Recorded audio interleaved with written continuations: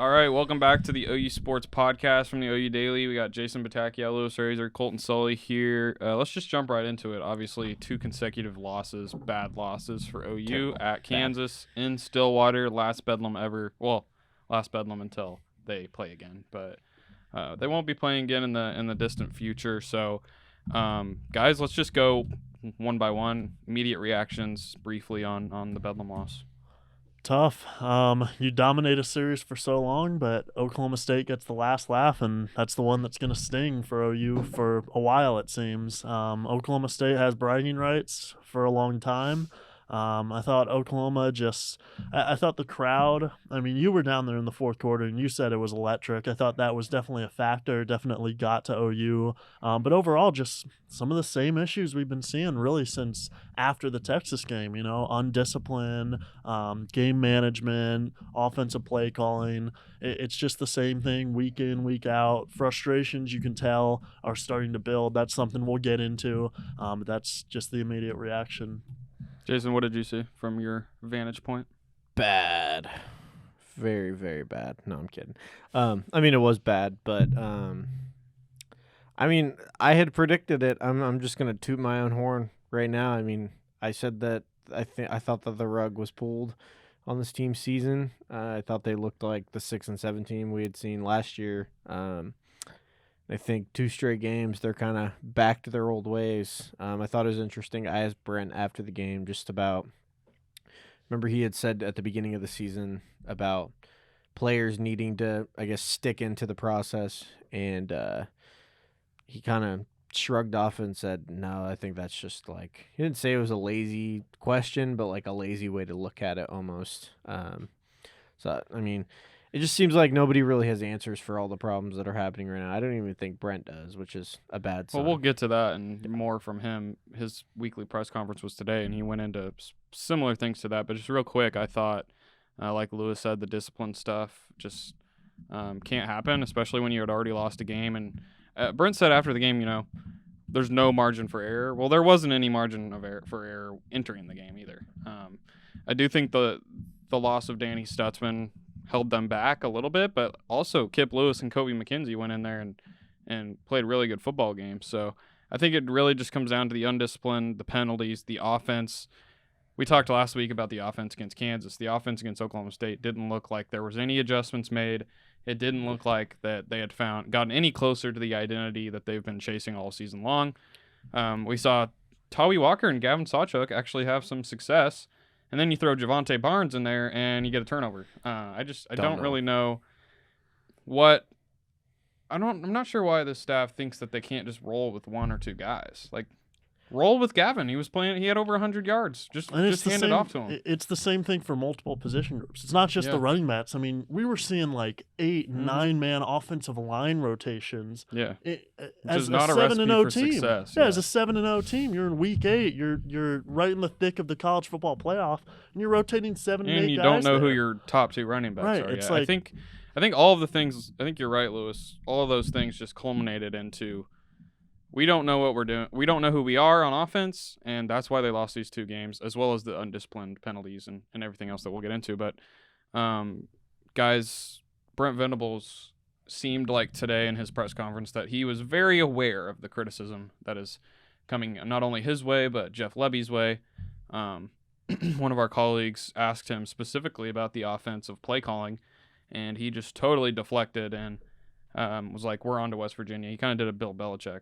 We're on to Cincinnati, but we're on to West Virginia. But he later got into a little bit of the stuff, talked a little bit about the pre-snap penalties and things that they can fix there. But what were your guys' sense from Brent today? Frustration's definitely building, I think, for everybody. I mean, Ethan Downs yesterday was talking about a cancer in the locker room. Like, there's something to that. You don't want to speculate too much, obviously. Brent said there was something today. I think he was talking about a position group. He didn't name it, but he did say that there are some flaws that they are very aware of, and he just didn't want to talk about them. Yeah, definitely. I think it's just overall frustration of, like, in the past 10 days, this team has gone from you're going to make the college football playoff and go undefeated, and there's going to be some storybook turning around from 6-7 to you're basically the same team as last year with an easier schedule. And that's kind of the reality setting in. All right, you're better, but like how much better? I mean, you've beat Texas. Other than that, you beat a Cincinnati team who's really, really bad. And you To beat an OU Iowa fans State team and to who, OU, to Brent Venables and to OU fans, there is no difference between a Cheez It Bowl and an Alamo Bowl. Yeah, no, There's right. just not. it's Yeah. either college football playoff, national championship, or bust OU fans, and I think they recognize. Or New that. Year's Six Bowl. Like, Cheez It Bowl and Alamo Bowl are the same. And to Lewis's point, like, yeah, I think there is some you can look at things and go, they are improved there. I think competitive depth is one of them. Kobe McKenzie and Kip Lewis came and fit right in. defense is And the Robert big one. Spears Jennings. Yep. But also, like you were saying, it feels a lot like last year. And if they end up going to the Alamo Bowl or something like that, there was at the end of the year it's the same ending as last year. Yeah, I mean, I know we'll probably get into this, but these next 3 games are going to be really telling for what this team actually is. Are they the team that actually started out 7-0, or are they the Well, team? yeah, because go listen to the first podcast we did this season. We made our season predictions. Not one of us picked them to go 10-2. No. Or maybe you did. I think I did. 10-2. That's a No, vast. I think you predicted 8 wins. I think I predicted. No. I went predicted 9-3. 10-2. I think you went. Go back 8-4. and watch that. Yeah, Oh go yeah, back and watch. okay. I think maybe he it went was 8-4. me. I think I went 9-3, and I think you went 10-2. Yeah. But any 3 of those at the beginning of the season are big improvements from 6 and 7. So I think, like Jason's right. These next 3 games, they go out and win all 3 of these games, and then win a bowl game. You're feeling a lot better than you did last year. I mean, the end result's the same, like I just said, the Alamo Bowl or whatever bowl. They're not going to be happy with that. But 6 and 7, losing the Cheez It Bowl, or 10-2, beating a USC or an Oregon or a Utah in the Alamo Bowl. I think you're looking at, you're feeling better if you're OU. So these three games are crucial, I think. And Drake Stoops even said that last night. He's like, and I think I was just kind of reading into between the lines for a bit. Obviously, he's not going to be here next year, but I think he was meaning to propel them into the SEC. I think these 3 games are critical. I think these veteran guys realize that, and they want to help this program, even though they're not going to be here in the future. Really get it off to a roll in the SEC. Yeah. Definitely. I think his message was like even simpler than that. I mean, he was saying like we could be 0-8 and I'm still playing. Yeah. I love OU. I love playing football. Like I spend 10 hours here a day. So he was completely rejecting the notion of that this season's over because they're not going to make the college football playoff. Yeah. So, and I mean, I kind of wrote about this last night, but he's been a part of that team back in 2020 where they lost 2 out of their first 3, ended up going to the Alamo Bowl, finishing well. Yeah, crushing Florida in the Alamo Bowl. Florida. It was the Cotton Bowl, Florida. So, it was the Cotton Bowl. I said mistaken. Oregon, and he said wrong bowl. We're just all over the place, but yeah. Yeah. But anyway, I think we're all in the same. We get what we're trying to say. Yeah. All right, guys, let's go around and pick a player who we think needs to step up for OU. Obviously, Brent Venables said it all ultimately falls on his shoulders. People are going after Jeff Lebby, rightfully so, about the play calling. But what individual players, and obviously this isn't all their fault. I mean, there's a lot of factors in why this team's lost 2 consecutive games. But pick a player you think really needs to step up these next 3 games if OU's going to right the ship.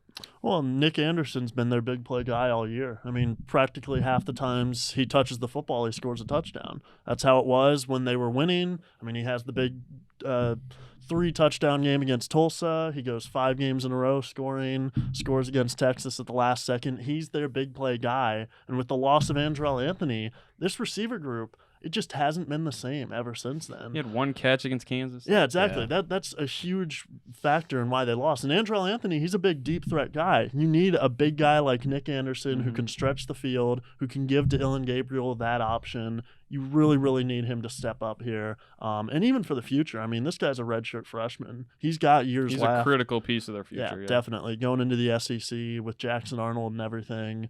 So I think Nick Anderson really needs to step up. I'm going with the Zach Schmidt. It's not look good, man. And I know Brent comes out and defends him every week, but there's points during OU's drives where they can't kick a field goal because he just can't kick it. And I know Yeah, Brent, I think it's in the back of their head for sure. yeah, if it's 4th and 5 and you have a 45-yard attempt, I think there was 2 times where they opted to go for it on 4th down. And some may say that's aggressive play calling. In my mind, I'm thinking It's because they don't have trust in their field goal kicker. I mean, I see teams in the NFL, they don't trust their field goal kicker, so they just go for it on fourth down when they're, near that 40, 50-yard range, even 30 yards sometimes. And he hasn't been efficient as much as he was last year on those. It's just been bad, man. Like, and I'm not, like, trying to, like, bash on any player or anything. I obviously – at that position, I mean, they have help coming in. The guy from Moore High School, I forget his name. Well, you have Gavin Marshall on the team right now, and he doesn't even make the trips. Yeah, and I don't get that either. He was very highly recruited out of the Dallas area, I believe. Yeah. So. And when you but you remove Josh Plaster from being the punter and you move him with Luke Elzinga has been good. Fantastic. Yeah. Well, why are they so scared to do that with Zach Schmidt? And I'm sure it's because Gavin Marshall and the other guy just suck at practice. But I mean, you got to try something. Like it's not good right now. And like Brent can say all he wants about like second and third down efficiency, and yeah, that's a part in it. But if you can't make field goals, like you're severely limiting your ability in the red zone, and I think that's been a big part of OU's problems. To Zach Schmidt's credit, he drilled one against Oklahoma State. One. I do think, and we're purely speculating, but I definitely see what you're saying. I think there are points maybe on third down or something. They're like, well, based on where we are at on the field, this is 2-down territory, so this is what I'm going to call instead of trying to get the first down, and if not, knowing you have a field goal kicker to rely on. And I wonder if that has like affected their play calling as well, because they're like, well, we could do this play, and it's a super aggressive play, and then it ends up biting them in the butt because they get a turnover, they get a fumble. I feel like there's so much going on with that sort of thing that it's in the back of everybody's minds. But that's purely speculation. I am just thinking because like the offensive play calling has been a mess, and we alluded. Well, let's get into that. Let's get into that. What is the biggest issue with OU right now, Lewis? Well, I would go discipline, and I would. Oh wait, I didn't give my player, did I? No, you didn't. My player is Andrew Rame. Just briefly, I think as a veteran on this team, I just think a couple of the snaps obviously resulted in turnovers, and those are some things that have got to be better. He's a veteran on this team; he would tell you that, I'm sure. But also, he's the leader of that offensive line that has been shuffling guys that hasn't really played its best the last couple games. I think it was good most of this. It's been good most of the season. It's had spurts of really good play. But I think of late, I think there are some things the offensive line could be doing better, and he leads that group, so that's one of them. But also, those snaps can't happen, man. Those two snaps that resulted in turnovers. So he's my player. Sorry, Lewis. Go with your most pressing issue for OU right now. Most pressing issue, probably discipline. And like we've talked about it. I mean, I feel like I've said it every single time on this podcast since that UCF game. This team has just not played discipline ever since Texas. Whether it's penalties, whether it's turnovers. Here's the thing. Brent Venables needs 2 coaches. He needs to hire 2 more coaches. He needs a timeout coach, and he needs a get back but let's coach. Get into this. And let's get into this. No, let's get into this. He's had an uncanny amount of, or not just him, because sometimes it hasn't been him, but they've had an uncanny amount of sideline penalties. Well, I agree with you. There needs to be a get back coach, a disciplined guy, and there needs to be a guy on his left shoulder saying, hey, you can use a timeout here. You can't use a timeout here because it's fourth down, you're about to punt, and there's 13 minutes left in the third quarter. I agree with you, but I will argue that because he has 3 former head coaches on staff. Yeah. He has Matt Wells, he has Seth Luttrell, and he has Ted Roof. All 3 Why head not coaches. Just make James Skalski the get back guy? He's literally standing behind him all the time. If you have 3 former head coaches on your staff, why is one of them not beeping down, hey, Brent, my call timeout here? Or, hey, Brent, clock management this. I don't know. Or, hey, Brent, you can't go on the field. Or, you know what I'm saying?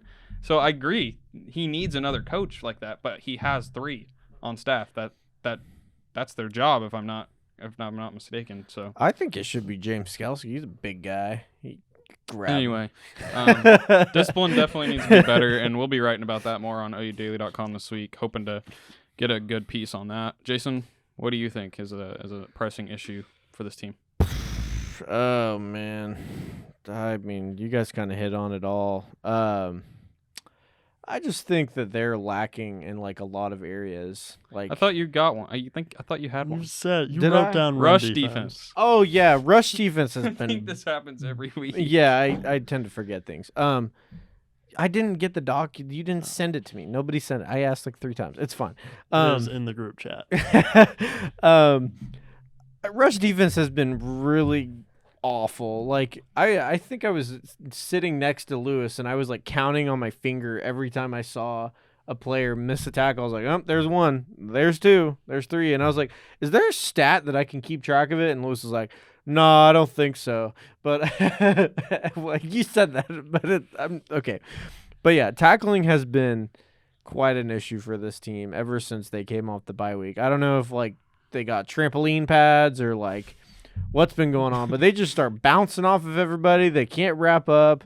And like I know Brent says that starts with him, but I'm just like at some point these guys just gotta like This team was very improved in tackling early in yeah, the season. Definitely. and that was like their big thing. I don't know if it's just because they weren't playing anybody or what. And I think that's something that's kind of flown under the radar as like Jeff Levy's play calls have been, like insane. Terrible. Yeah, Jeff Levy's play calling and like the discipline thing and everything with Brent, that's kind of overshadowed this. But like the players, that goes even, along with discipline also. yeah, but like the players, that's kind of been their main point. Like especially on defense, I know Isaiah Coe was hammering it last year, like tackling. That's where we need to improve. They didn't, and they lost. Last night on his coach's show, Brent was very critical of like the secondary and the corners, and that's kind of been all coverage. season though, because I remember Texas, they were giving up big 10, 15-yard passes. They just they bent, but they didn't break. And Gentry Williams has been dealing with injury. He's going to practice today. T. Lawrence. I think though, like I mean, Kobe McKenzie and Kip Lewis played well, but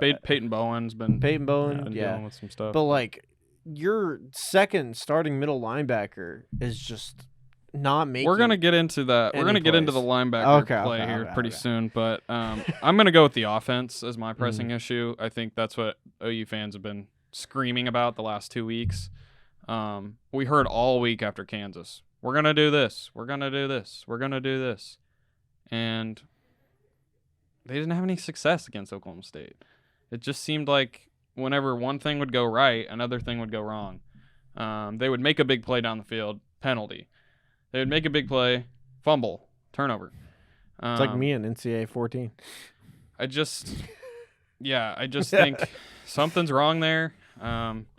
Whether it's Jeff Levy or whether it's Dylan Gabriel or whether it's the players, which I think Dylan Gabriel played phenomenal against Oklahoma State. But I mean, he's had 3 of their 6 turnovers in the last 3 games. Yeah, I don't think he's done anything to lose them games, but I don't think he's done anything to win them. I don't know. I mean, that first interception against Kansas, that's a pick 6. That was bad. And then, really but we bad. can't. What we just talked about is we can't point to one thing. I know, but I'm just saying. And then you just talked about how their run defense was terrible. Oh, so it how's is. Kansas on Dylan Gabriel? But I'm just saying, like, both things can't be true. So I think the offense. Okay. I think the offense is bad, and the play calling. But I would point it more to the play calling because you look at the efficiency stats; they're high up there. Yeah. Dylan Gabriel's high up there. It's just small things. 2 weeks ago, he had the second best odds to win the Heisman. Let me just say something too. A lot of it's on the tight ends. Like Yeah, nobody's where really is calling. Austin Stogner hasn't done He anything. missed a couple blocks in the first quarter. He missed like 2 or 3. Well, did you notice who started their first drive? Who? Was it Blake Smith? And then they just took him out, and Austin Stogner couldn't block or catch anything. It's more like of this rotation that they have at literally every position. That's correct. on Austin offense. Stogner is a disappointment, I would say. But yeah, I think the offense as a whole, just the play calling, I think they're just out of sync. The running backs, the injuries aren't helping. When you lose Andrell Anthony, the deep shot just gets. I don't know why that Brennan Thompson or Nick Anderson can't do it with them. But it seemed like whenever Andrell Anthony got hurt, that just went away. Yeah. And then the whole running backs thing. I mean, you've had injuries throughout the room, but I don't know. I think the offense is very much hindered than the last 2 weeks. But Yeah. let's move on to. I'll talk Dylan. But you talked about Drake earlier. I talked to Dylan Gabriel last night, and he was very reflective of the season, very open, talking about his future and the future of this program, and sounds like the dude after he's done playing football wants to grow out his hair and live on the beach and barbecue with the fam. Like, That's what I want. There are worse ways to live. super chill guy. Tiki bar. He can't surf, apparently, is what he told me. Really? Yeah. Oh. He watches his friends. He just goes out and sits on his board. But Nice. Not very good at surfing, apparently. Yeah. But Probably I doesn't think the want to quote come. he used was, I'm more of a sand crab. But Me too, man. I Yeah. go to the beach. I always, when I was a kid, I used to get hit with the waves, and there was one time I almost drowned. My but mom. anyway, he was very obviously emotional after the 2 losses, and I think it's a tough moment for him.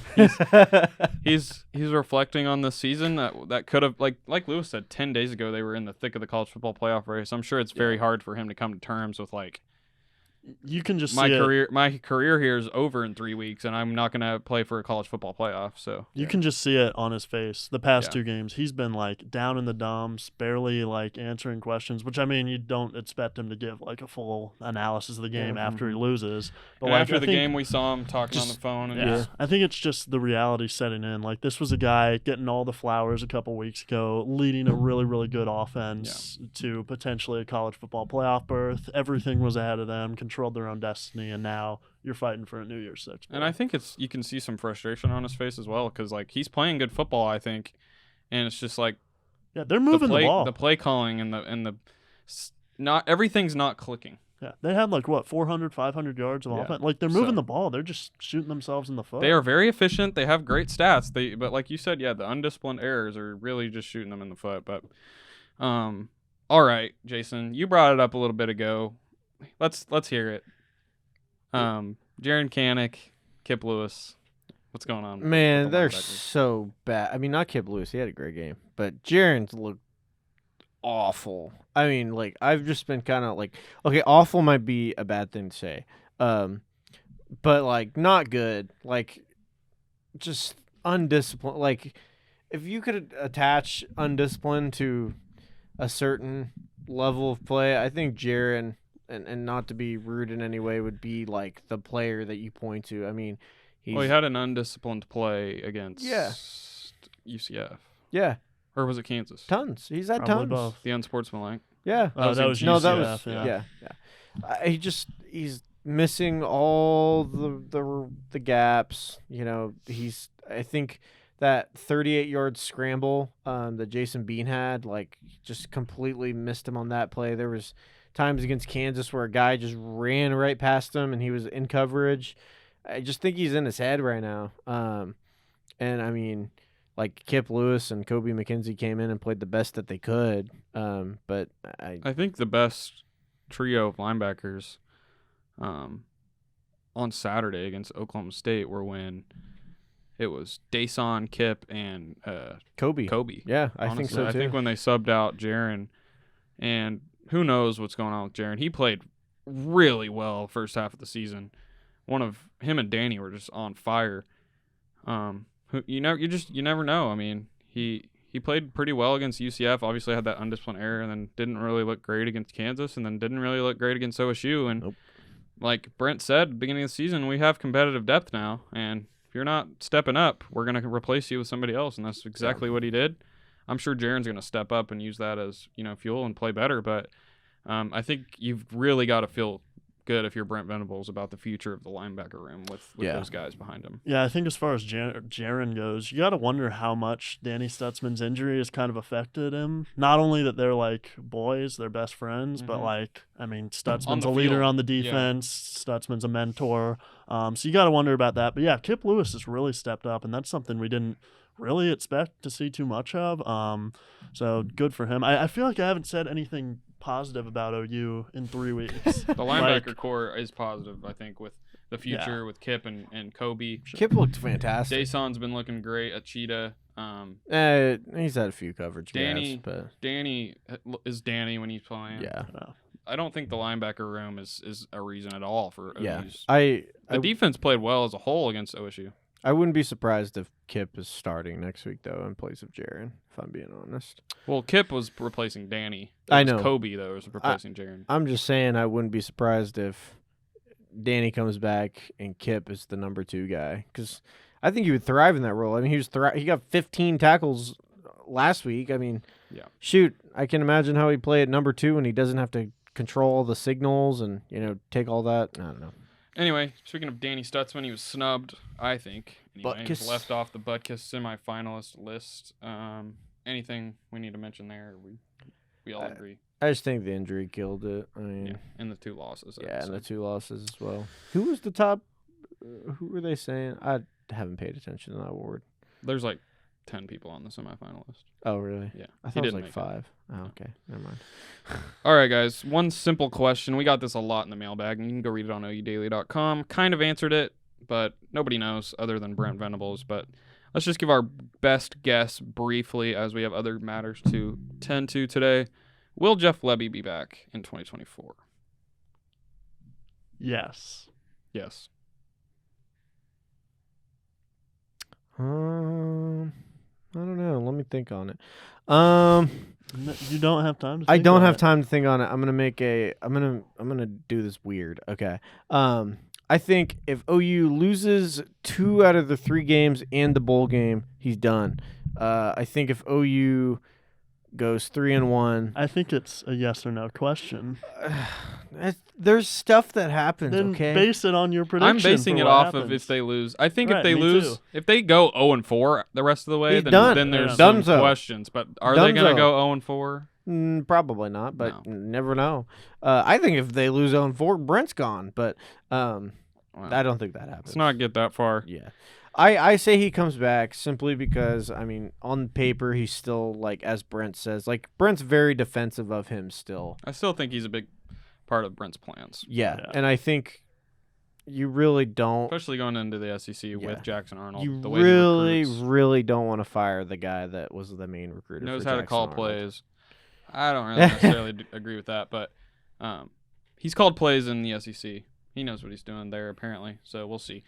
But Southern California has got a little bit of drama happening.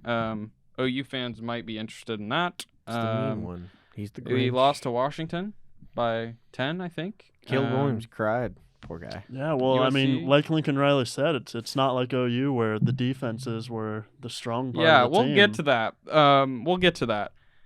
First of all, USC has now lost 3 games. They look out of the Pac-12 championship race. Could still be in it. They play Oregon this week. So OU fans are just happy in general that USC is losing. And then on Sunday, Fired. OU fans were quite interested to learn that Lincoln Riley did something he probably should have done Way years long ago in Norman, and that was Way. fire defensive coordinator Alex Grinch.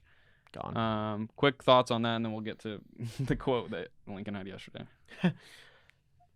I think he bought himself extra time and more money by going to USC. It was like a fresh start almost within itself. But I think if Lincoln would have stayed at OU, I think Grinch would have been gone.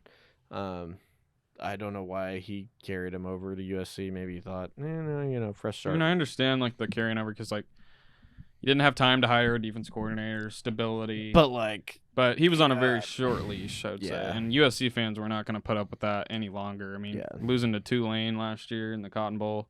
Bad. I mean, look at the last 4 weeks. I think he's given up 48, 50, and 52, and then like something else. But You can tell the sense of urgency was there. Yeah, The fact that he especially- fired him mid-season especially instead since of they are waiting. still like, if they beat Oregon this week, they're still in the Pac-12 championship Yeah, race. definitely. So, and then Lewis, why don't you share the quote he gave yesterday during his media availability? I don't know the exact thing. I don't know the exact thing. We can but put it was, up on the screen, but yeah, It was something basically along was the lines saying- of like said OU. that defense was the strong basically the suit strong suit of after he why got OU here. won games. I was like, close games. Yeah, you could probably put my tweet up on there. if in you wanted to. 2020, like the defense played a little better than the offense in 2020, but that's because you changed quarterbacks mid-season. Didn't have. The offense was a mess. Yeah, it was. But other than that, Grinch's time there. I mean, OU fans already know. We don't have Yeah. to tell them. The defense was a mess. And then he kind of subtweeted Mike Stoops almost. I was like, damn, or crap. Like he was like, originally, This podcast. this podcast just turned explicit. All right. Anyway, OU basketball started yesterday.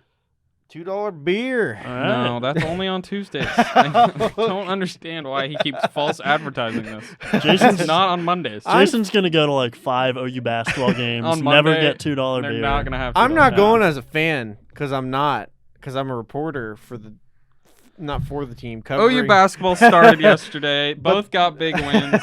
Anybody see anything notable they want to discuss? I think Javion McCollum is looked gonna really be really good. He's gonna be good. We went to the scrimmage and he can score. Yeah. I thought the starting lineup was interesting with Sam Godwin and Jalen Moore, but the women picked right back up where they. How about Aubrey Jones and Yeah, Aubrey's just a shooter, just straight up. And we saw that last year, obviously. But I don't know. I think it was scary at the start because, like, Wichita State's not all that strong of a team. And then they get down early, heading into halftime, and you're like, okay, this team was really just Maddie Williams, Anna Yunusa, Taylor Robertson. Yeah. But yeah, How about the Louisville transfer, Peyton Verhurst? Yeah.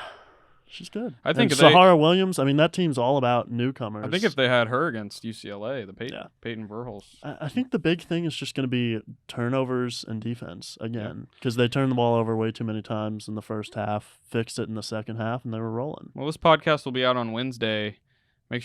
Big game on Thursday at number 12 Ole Miss. This is where we'll find out if OU can be competitive or not. I mean, obviously you talked about it, and a lot of newcomers. 5-star Sahara Williams headlines that, but we will see if this team's just going to be a young team that kind of tries to just improve by the end of the year, or if they're going to be competitive and compete with these teams. They have a tough schedule. Starts Thursday at Ole Miss. Yeah, and their size is going to be tested. They were a small team last year. They got even smaller. Lost Liz Scott. I mean, Skylar Van is their big this year. Kind of the opposite with the men. The men have gotten bigger with John Hughley, the transfer from Pittsburgh, Jalen Moore, the Oregon, right? I think they've got more athletic, too. He's long. They're long, athletic. Otega Owe is huge. And the two freshmen, Caden Cooper and the other one, they're insane.